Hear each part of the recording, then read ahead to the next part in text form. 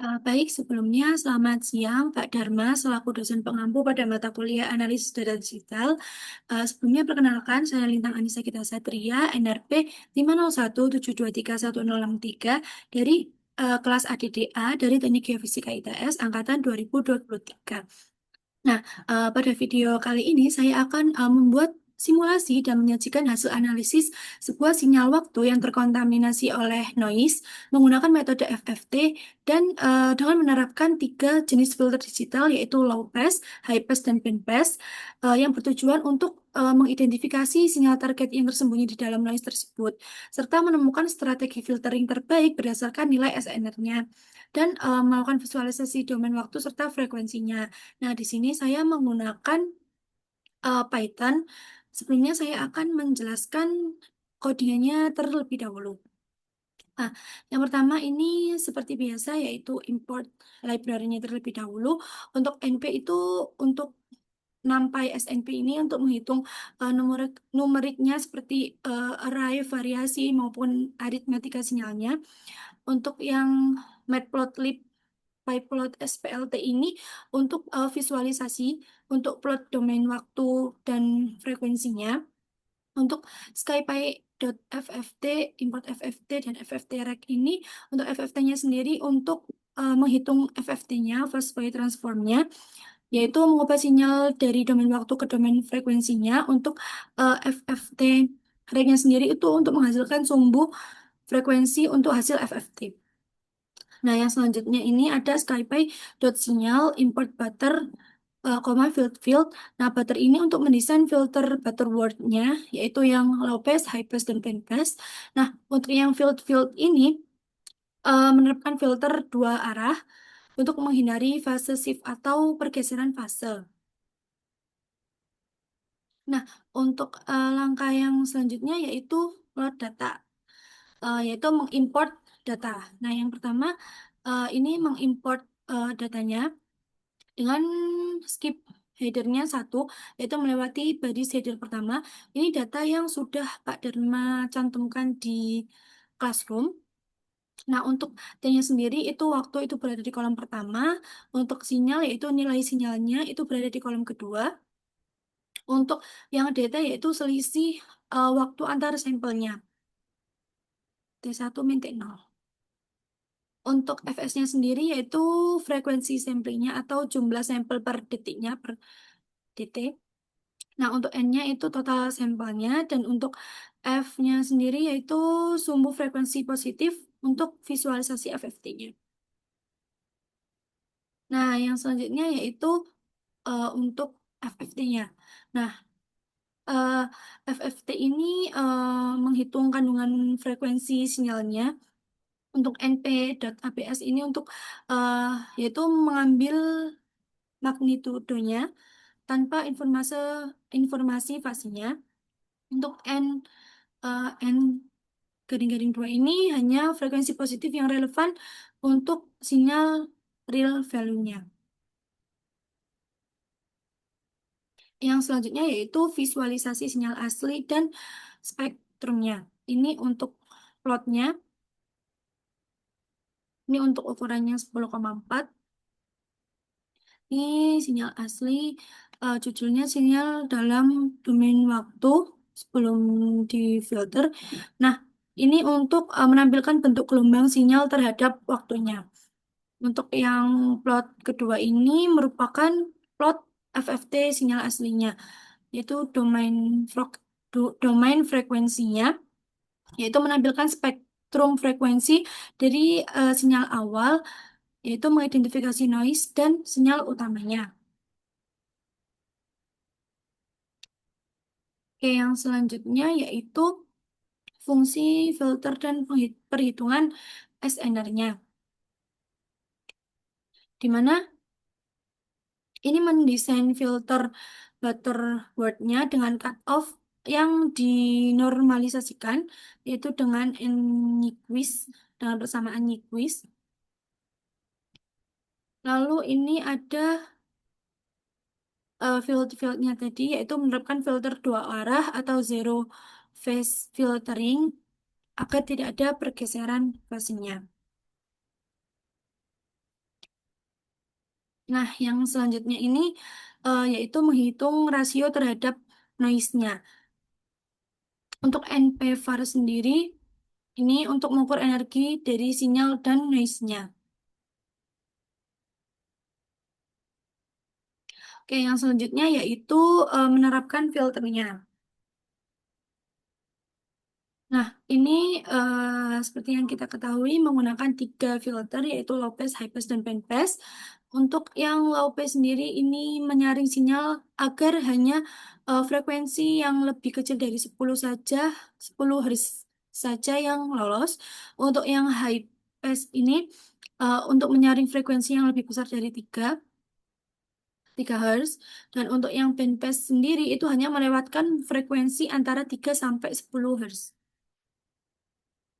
Nah, ini merupakan menghitung FFT setelah difilter, yaitu menghitung spektrum frekuensi hasil filter untuk melihat dampak filter terhadap sinyal atau noise-nya. Selanjutnya yaitu menghitung SNR-nya. Nah, SNR before ini merupakan perkiraan SNR awalnya berdasarkan total variasi sinyalnya.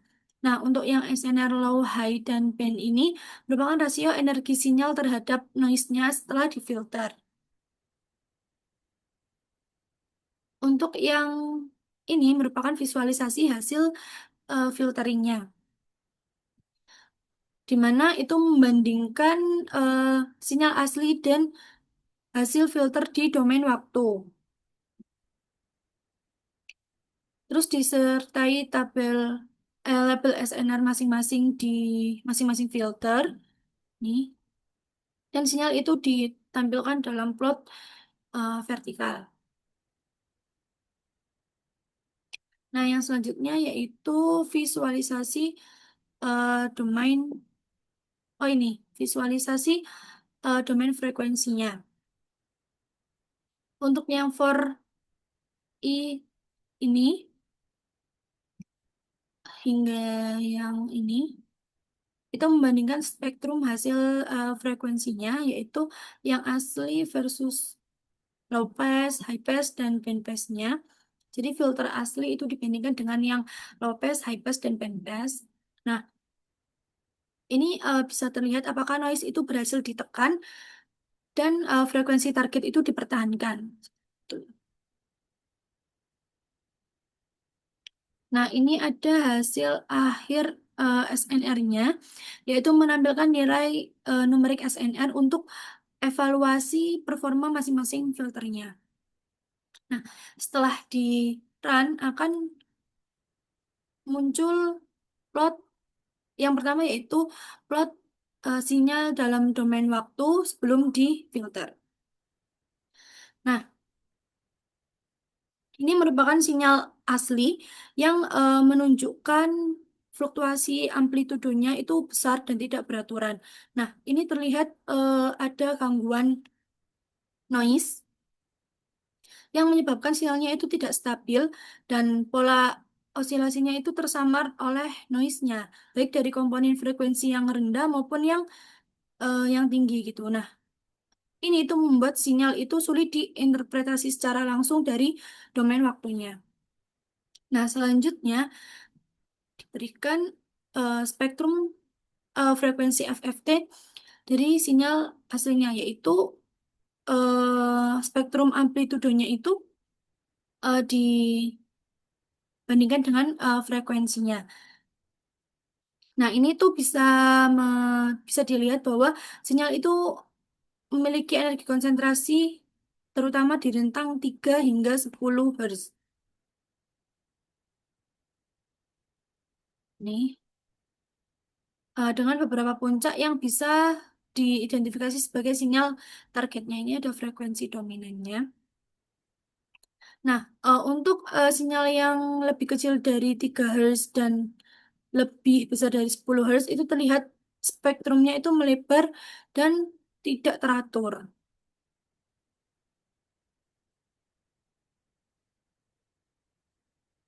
Seperti ini. Itu menandakan ada noise acak.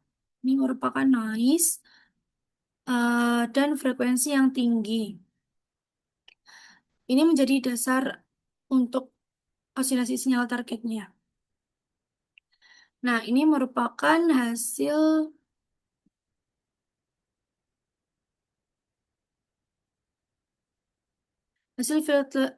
filteringnya dalam domain waktunya. Ini sinyal aslinya. Nah, setelah dilakukan low pass filtering, hasilnya itu seperti ini.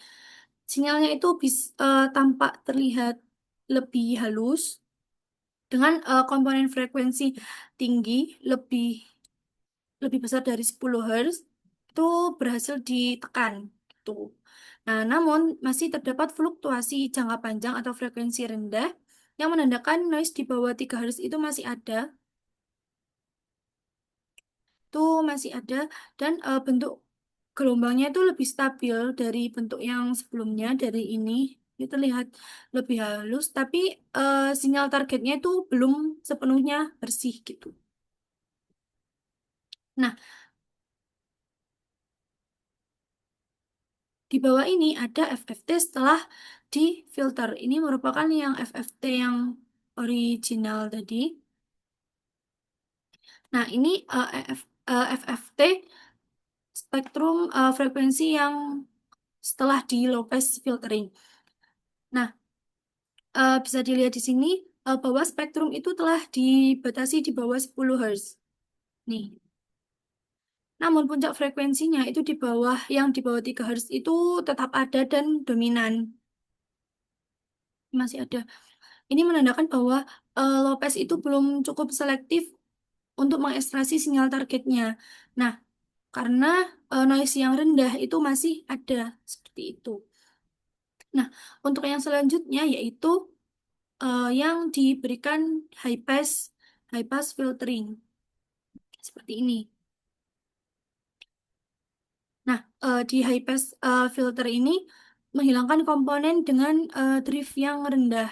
Hasilnya sinyal itu bentuknya lebih tajam-tajam dan berosilasi yang cepat. Namun filter ini tidak memotong frekuensi yang tinggi. Nah, maka spike atau gangguan gangguan ini tuh masih tetap ada gitu. Masih banyak spike-spike-nya. Nah, selain itu, sebagian sinyal target di sekitar 3 sampai 4 Hz ini ikut terpangkas. Jadi ini masih seperti ini, sehingga sinyal itu tidak ter terintegritas, sinyalnya itu tidak sepenuhnya itu terjaga gitu. Nah, kita lihat spektrum frekuensi yang high pass filtering. Nah, spektrum ini menunjukkan bahwa pengurangan besar pada komponen yang lebih kecil dari 3 Hz itu eh, berkurang dan tetapi noise yang di atas 10 Hz itu masih dominan meskipun bagian bawahnya itu telah dibersihkan. Ini masih dominan, ada frekuensi dominan. Nah, komponen frekuensi tinggi itu tidak tertahan. Itu membuat hasilnya masih mengandung noise-noise yang tajam. Oke, yang selanjutnya yaitu bandpass filtering. Mana bandpass filter ini memberikan hasil visual yang cukup baik. Nah, hasilnya itu tampak bersih, berosilasinya itu stabil. Nah, noise frekuensi rendah dan tinggi itu bisa berhasil dihilangkan gitu. Gelombangnya itu tampak konsisten dan sinusoidal, menandakan sinyal target itu telah diekstrak dengan sangat baik. Nah, sekarang kita lihat spektrum frekuensinya. Spektrum frekuensinya seperti ini. Nah, frekuensinya itu benar-benar terfokus pada rentang 3 sampai 10 Hz sesuai dengan desain filternya. Nah, tidak ada energi yang signifikan di luar frekuensi 3 sampai 10 Hz ini. Nah, menunjukkan bahwa filternya itu berhasil dan bekerja dengan baik dan efektif untuk mempertahankan sinyal target serta membuang noise-noise-nya. Tidak seperti yang sebelumnya yang masih terdapat noise. Seperti itu. Nah, untuk nilai SNR-nya sendiri bisa dilihat. Nah, sebelumnya apa sih SNR itu? SNR itu signal to noise ratio, di mana eh, ukuran yang menunjukkan seberapa dominan sinyal asli itu dibandingkan dengan gangguan noise dalam suatu data. Nah, SNR ini dinyatakan dalam desibel atau dB yang dihitung sebagai rumusnya itu yang 10 dikali log 10 variasi sinyal dibagi dengan variasi noise. Artinya semakin tinggi SNR-nya itu semakin bersih sinyalnya. Artinya noise-nya lebih kecil dibandingkan sinyal targetnya. Nah, semakin rendah SNR-nya maka sinyal itu banyak tertutup oleh noise. Nah, bisa dilihat SNR sebelum filter itu minus 1,82 dB. Setelah di low pass filtering itu min 5,46. Nah, setelah di high pass itu sinyalnya itu 18,43. Mohon maaf.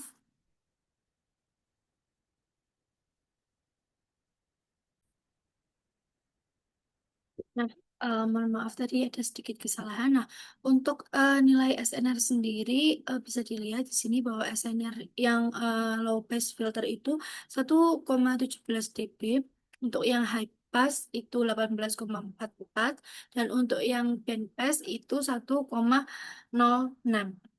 Nah, dari SNR sendiri untuk yang low pass ini kan hasilnya 1,17 dB. Nah, ini tuh sedikit meningkatkan kualitas sinyal dengan mereduksi noise frekuensi yang tinggi. Namun, peningkatannya itu kecil, hanya sekitar 1 dB. Nah, yang berarti noise ini masih cukup signifikan, terutama di frekuensi rendah yang masih dipertahankan. Seperti itu. Nah, untuk yang high pass sendiri ini memberikan SNR, nilai SNR yang paling besar. Nah, artinya filter ini tuh sangat efektif untuk menghilangkan noise dengan frekuensi yang rendah. Sehingga sinyal yang dihasilkan itu tampak jauh lebih bersih dari noise. Nah, filter yang terakhir itu bandpass itu justru memberikan nilai SNR yang lebih kecil, bahkan lebih rendah dari low pass.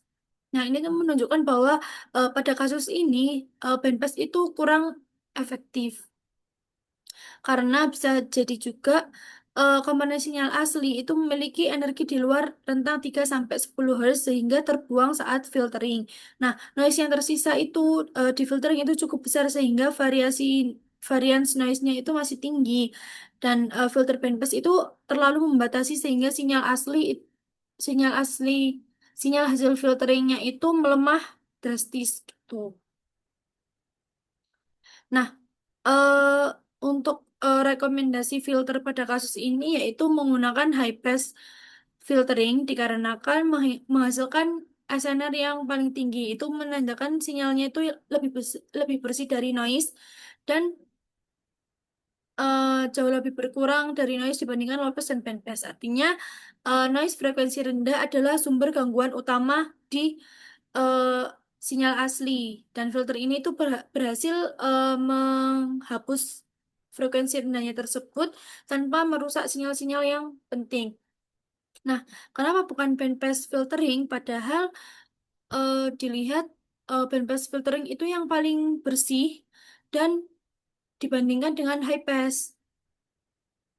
Nah, kenapa bukan bandpass? Dikarenakan eh, bandpass kan mengisolasi frekuensinya itu dari frekuensi 3 sampai 10 Hz. Nah, komponen penting sinyal itu mungkin juga ada di frekuensi di bawah 3 Hz atau di atas 10 Hz, sehingga bandpass itu terlalu ketat dan menghilangkan sebagian sinyal yang penting seperti itu. Nah, noise itu masih cukup besar setelah bandpass membuat rasio sinyal terhadap noise rendah dan SNR-nya itu menjadi kecil seperti itu. Sekian video dari penjelasan dari saya, kurang lebihnya mohon maaf. Terima kasih. Wassalamualaikum warahmatullahi wabarakatuh.